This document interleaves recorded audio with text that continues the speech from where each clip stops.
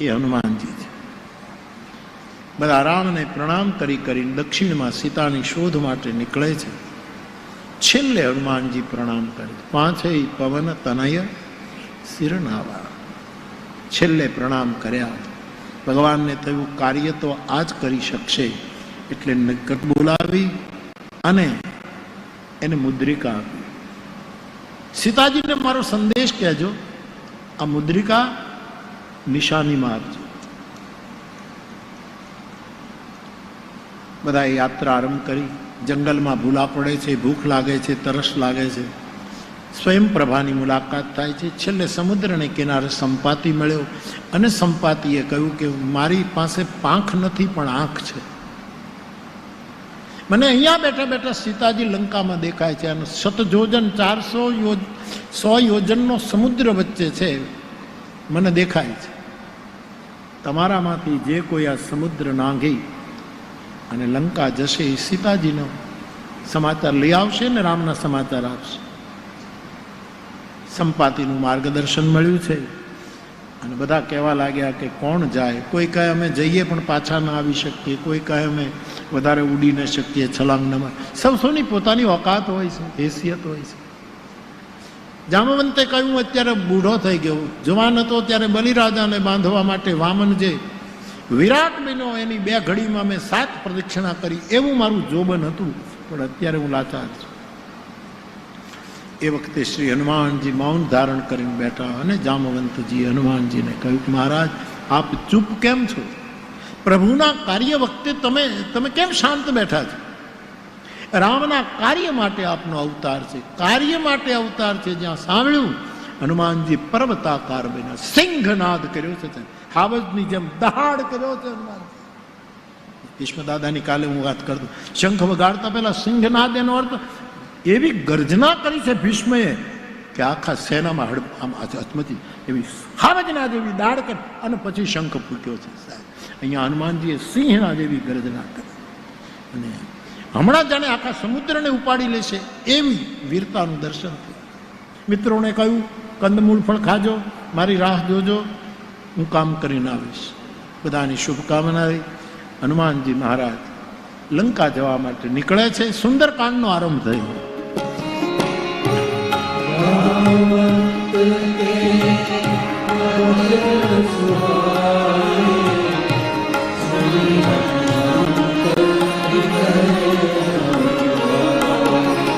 प्रविसी नगरी जय सब काजा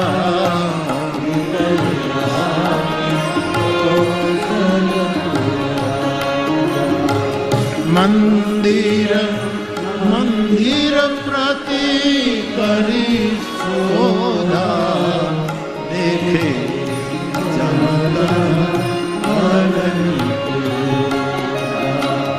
पवन एक कुनी दीख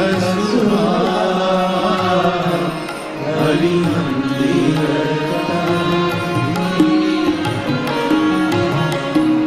મિત્રોની શુભકામના લઈ જામવંત આદિ જરઠોની આશીર્વાદ લઈને હનુમાનજી મહારાજ તૈયાર થયા. સમુદ્રના કિનારે એક સુંદર ભૂધર હતો, એના ઉપર કૂદીને ચડ્યા છે. મિત્રોને ફરી વખત પ્રણામ કર્યા અને કહ્યું કે ભૂખ્યા નહીં રહેશો, હું કાર્ય કરીને આવીશ. અને પછી બાર રઘુવીરને યાદ કરીને, રઘુવીર કોણ છે? સિંહ છે, સિંહનાદ જ છે બધી. વાર રઘુવીરને યાદ કરી અને તર્ક એવું પવન તલય બલ ભારી. હનુમાનજીએ પહાડ ઉપર પોતાનો પગ દબાવ્યો, પહાડ પાતાળમાં ઉતરી ગયો અને હનુમાનજીએ છલાંગ ભરી રસ્તાના વિઘ્નોને પાર કર્યા, લંકામાં પ્રવેશ કર્યો, રાવણના મહેલમાં ફર્યા, ક્યાંય સીતા ન દેખી. જ્યાં જોઈએ ત્યાં એકદમ વાલ્મીકીજીએ ઘણું વર્ણન કર્યું. અને પછી એક વૈષ્ણવનું ઘર જોયું, વિભીષણનું ઘર, જ્યાં તુલસીના ક્યારાઓ છે, દિવાલ ઉપર રામ મહામંત્ર અંકિત છે, ભોગ ભવન બિલગ અને ભગવાનનું મંદિર બિલગ. હરિમંદિર તો ભિન્ન બનાવ્યું બીજી જગ્યાએ. હનુમાનજીને થયું લંકામાં તો રાક્ષસો રહે, અહીંયા આ કેમ? વૈષ્ણવ ક્યાંથી? આખું રાક્ષસોનું ગામ, પણ તોય એમાં એક સાધુ છે. એટલે ગમે ત્યાં ગમે તેટલું ખરાબ હોય પણ એમાં ક્યાંક કોઈક એક સજ્જન તો હોય જ છે. અને અયોધ્યા આખી સજ્જનોનું ગામ, પણ એમાંય મંથરા છે, એક દુર્જન એમાં છે. જો આપણી પાસે આંખ હોય તો આપણને પીડા ન થાય કે આખું ગામ. વિભીષણ બિચારો દુઃખી છે ને કે દાંતની વચ્ચે જીભ રહે એમ, પણ હનુમાનજી એનું કેટલું પોઝિટિવ અર્થ કરે છે કે જ્યાં એક તો એક. વિનોબાજીને જ્યારે જેલમાં પૂર્યા ત્યારે એને પથ્થર તોડવાનું કામ, વિનોબાજીનું શરીર તમે જુઓ, પથ્થર તોડવાનું કામ સોંપ્યું હતું.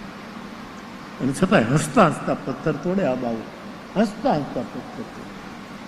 એક જેલરને દયા આવી કે આપના ચહેરા ઉપર કઈ પીડા નથી, આપણે જેલમાં છો, આવું આવું બહુ શ્રમિક કામ, તમને શ્રમદાયક કામ સોંપ્યું છે ને છતાંય તમે કેમ પ્રસન્ન? તમારે કઈ દુઃખ જ નથી? પહેલા ને વેમ પડ્યો, અંગ્રેજ જેલર હતો, તમને કઈ દુઃખ જ નથી? અને વિનોબાજી પથ્થર તોડતા તોડતા જાઓ, બે દુઃખ છે, બે દુઃખ છે કે અહીંયા સૂરજ ઉદય પામતો દેખાતો નથી ને અસ્ત પામતો નથી દેખાતો. તમે મને એવી કોટડીમાં નાખ્યો છે, સૂરજ દેખાય એવું કરી દો ને થોડુંક. માણસ કેટલું સુખના પ્રવેશ દ્વારો શોધે. વિભીષણ અને હનુમાનજી બે વૈષ્ણવોનું મિલન થયું છે. વિભીષણે યુક્તિ બતાવી, હનુમાનજી જાનકીજી સુધી પહોંચી ગયા. ઉપર વૃક્ષમાં સંતાણા, વચ્ચે રાવણ આવ્યો ગયો. અને માં જ્યારે બહુ દુઃખી થઈ અને બળી જવા માટે અગ્નિની માંગણી કરે ત્યારે હનુમાનજીએ મુદ્રિકા ફેંકી છે. સીતાજીને થયું કે આ અગ્નિ છે. ચકિત ચિત્ત સે પોતાની મુદ્રિકા જોઈ, આ મુદ્રિકા અહીંયા ક્યાંથી? આ તો પ્રભુ પાસે મુદ્રિકા હતી. માયાથી આવી બને નહીં અને રામને કોઈ જીતી શકે નહીં, તો મુદ્રિકા આવી ક્યાંથી? જાનકી અને મુદ્રિકાનો સંવાદ ચાલે છે. રામકથા કહેવા લાગ્યા, ઝાડ ઉપર બેસીને રામકથા કહી અને સીતાજીના દુઃખ ભાગવા માંડ્યા. પણ કથા સાંભળતા સાંભળતા સીતાજીએ કહ્યું કે આટલી સુંદર કથા સાંભળે છે, તું કેમ છુપાઈને કથા કરે? પ્રગટ થા. અને હનુમાનજી પ્રગટ થયા, વાનરના રૂપમાં પ્રગટ થયા. અને સીતાજીને ડર લાગ્યો, આ તો કોઈ રાક્ષસ લાગે છે. એકદમ મોઢું ફેર્યું. હનુમાન ખોટું લાગે ને આપણને કોઈ કેમ કે મારે ઘરે આવો ને આપણે એને ઘરે જઈએ અને આખું ઘર મોઢું ફેરવી જાય તો કોઈ પણ માણસને દુઃખ લાગે. તો હનુમાનજીને સીતાજીએ કહ્યું પ્રગટ થાવ. હનુમાનજી પ્રગટ થયા અને પછી માતાજીએ મોઢું ફેર્યું. જીવનમાં હવે જેટલી આપણી આયુષ હોય ને એને હવળા અર્થો કરતા શીખી જાઓ. મારે બીજો કોઈ સંદેશ, એનું બધામાંથી હવળું કાઢો. બધું અવળું જ જે ઉપાડા લીધા છે ને એને લીધે દુઃખ છે. આપણે દુઃખ એ આપણે ઊભા કર્યા છે. દુઃખ આપણે ઊભા, અમુક દુઃખો તો આપણે જ, પોણા ભાગના મારી દ્રષ્ટિમાં દુઃખો આપણે ઊભા કર્યા. સુખી થવું એ મારો અધિકાર છે સાહેબ. આનંદમાં રહેવું એ ઔપનિષદીય અધિકાર છે માણસનો. આપણે શું કામ દુઃખી છે? કોશો તો એમ કહે સુખ એ મારી નિયતિ છે, દુઃખ તો મારા મનના ભ્રમજાળે પેદા કર્યા છે. દુઃખી થવા જન્મ્યો, સવળા અર્થો કરવા. તો હનુમાનજી પ્રગટ થયા અને સીતાજી મોઢું ફેરવી ગયા. એટલે હનુમાનજીએ કીધું કે માં, કથાકારનું મોઢું જોવા જેવું નથી, એની કથા જ સાંભળવા જેવી છે. એનો અર્થ છે વ્યક્તિને ન પકડો, એના વક્તવ્યને પકડો. એ શું કહે છે એને ફોર્મ નહીં, ફ્રોમ. એની પાસે જે મૂડી છે એ ક્યાંથી આવી એ ઉદ્ગમ સ્થાનને પકડો. એનું રૂપ કેવું છે, એ કેવા કપડાં પહેરે છે ને ન. હનુમાનજી અહીંયા આવ્યા ત્યાં સુધીની રામકથા સંભળાવી છે.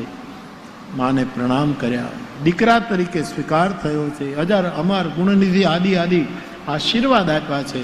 અને હનુમાનજી નિર્ભર પ્રેમમાં ડૂબી ગયા. પછી કહ્યું, માં મને ભૂખ લાગી છે.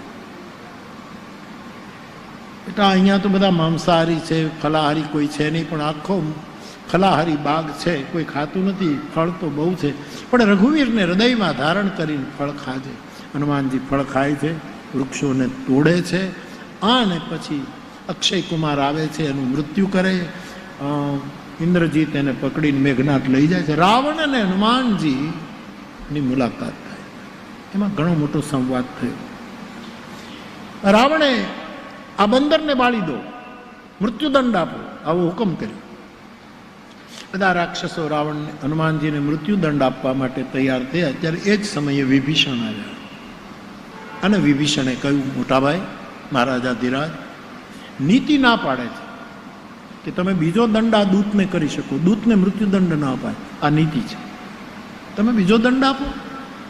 જો મારી વાત મને પૂછતા હો તો મંત્રીમંડળને રાવણે પૂછ્યું કે બીજું દંડ શું? તો કે મહારાજ, અમે સાંભળ્યું છે વાનરને પૂંછ ઉપર બહુ મમતા હોય છે, એને પૂંછને ઘી તેલવાળા કપડાં વીંટી અને હળગાવી દઈએ, અને પૂંછ વગરનો વાનર જ્યારે એના માલિક પાસે જશે તો એ પણ ત્યાંથી પાછો ભાગી જશે. હનુમાનજી સાંભળે છે. હનુમાનજી મનમાં હસે કે તમને સરસ્વતી મદદ કરે છે, નહીતર મારું પૂંછડું સાવ નકામું છે, આડું આવે છે કૂદમાં, એના કરતાં આવું બાળી દો તો મારે કાંઈ જરૂરી પણ. અને આ પૂંછ જ બધાને નડે છે. પૂંછ ન હોય ને તો બધા શું? પૂંછ એટલે મને કોઈ પૂછતું કેમ નથી, એ જ પૂછડું છે. આખા ઘરમાં હું ઘરનો મોભી છું. મેં ત્રણ દીકરાને પરણાવ્યા, 2 દીકરીને પરણાવી, મેં બધાને ઘરને જાત્રા કરાવીને હવે મને કોઈ પૂછતું નથી. આ મને કોઈ પૂછતું નથી, એ જ પૂછશે. એ જો બળી જાય ને તો માણસ સરળતાથી યાત્રા કરી શકે. પણ આ પૂંછ, આ અહંકાર, એ જ પૂછશે. અને હનુમાનજી આ લીલા દ્વારા બતાવ્યું કે આજે મારી કોઈક પૂંછ હોવી જોઈએ, મને કોઈક મહત્વ આપે, એ ભલે બાળી દે. અને સાહેબ આખી લંકામાં આગ લગાડી છે હનુમાનજી. સમુદ્રમાં પડી, પૂંછ બુજવી અને માની પાસે આવ્યા છે. ચૂડામણી ઉતારી જાનકીજી આપ્યું. 1 મહિનાની મુદત છે હનુમાન, 1 મહિનામાં પ્રભુ નહીં આવે તો મને જીવતી નહીં મેળવી શકે. આ ચૂડામણી પ્રભુને આપજે. માને આશ્વાસન આપી, હા પ્રભુ આવશે માં, આ તો મને આજ્ઞા નહોતી આપી માં, નહીતર હું બધું પૂરું કરીને તમને લઈ ગયો. પણ હવે ના પાડી છે, આ 1 મહિનો હવે મારે રામની આજ્ઞા તો મિટાવાય નહીં, નહીતર બધું પૂરું કરી. અને ભગવાન રામના હાથે જ રાવણનું મોત હોય ને એમાં એવું હોય ને, તું આખો લંકા જ ઉપાડી લઈને ચામું કરતે, ત્યાં 2 જણા લડ્યા તરત ને મારી નાખ. પણ મને રઘુનાથની આજ્ઞા નથી. માને પ્રણામ કરી, આશ્વાસન આપી, હનુમાનજી પાછા ફર્યા. એક બહુ મોટી ગર્જના કરી અને આ કિનારે જ્યારે આવ્યા, પણ આટલા સમયથી જે રીંછ અને વાંદરાઓ વાટ જોતા હતા એ એકદમ નાચવા લાગ્યા. હનુમંત આવ્યો. અને તુલસીદાસજીને કેવું સુંદર પદ લખવું પડ્યું છે સાહેબ. અને બધા ભેટ્યા છે. માના દર્શન કર્યા કે હા, આ માની પ્રસાદી જો પ્રભુના માટે એણે નિશાની આપી. બધા ચૂડામણીને પ્રણામ કરે. સુગ્રીવ પાસે જવા માટે મધુવનમાં જઈને ફળ ખાય છે. ત્યાંથી સુગ્રીવની પાસે ગયા. જામવંતે સુગ્રીવને કહ્યું, આ હનુમાને અમારા પ્રાણ બચાવ્યા છે. બધા રામ પાસે આવ્યા. હનુમંત ચરિત્ર રામને શ્રોતા બનાવીને જામવંતજીએ ત્યાં ગાયું. ફરી વખત હનુમાનજીને ભેટીને પ્રભુએ કહ્યું કે હનુમાન, તારા કરજામાંથી રઘુકુળ કોઈ દિવસ મુક્ત નહીં થઈ શકે. આનંદ થયો. હવે નિર્ણય લેવાયો કે વિલંબ શું કરીએ, આપણે જઈએ સમુદ્રની કિનારે પહોંચી જઈએ. આખી સેના સમુદ્રની કિનારે પહોંચી છે. વિભીષણ શરણાગત થયો. આ લોકો જે કહે છે ને વિભીષણે દગો દીધો ને છેલ્લી ઘડીએ ભાઈનો ત્યાગ કર્યો ને એને અનેક રીતે વિભીષણને ખાસ કરીને